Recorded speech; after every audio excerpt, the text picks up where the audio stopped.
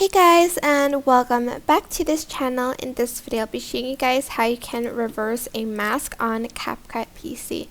So I'm just going to go to basic and I'm going to just select a style of like a background so you guys can see the difference later on. I might choose like something similar like the sky one. You can't see anything yet, but if I go to mask and I select a like rectangle one, you can see that the mask is like seen like this.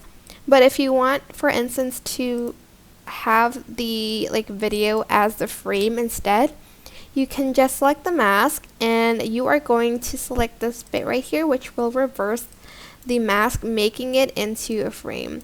Now you can definitely put some video underneath it if you'd like to, like for instance this, and it's going to like frame the video.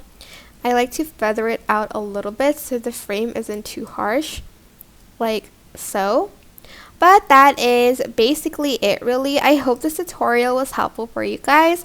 Don't forget to like, comment, share, and also subscribe to this channel if you haven't done that already. If you have any questions, just leave it in the comment section down below and I'll try my best to answer them all for you guys. And if you found this video helpful, please click the thanks button above the description box down below. Thank you so much for watching. Bye!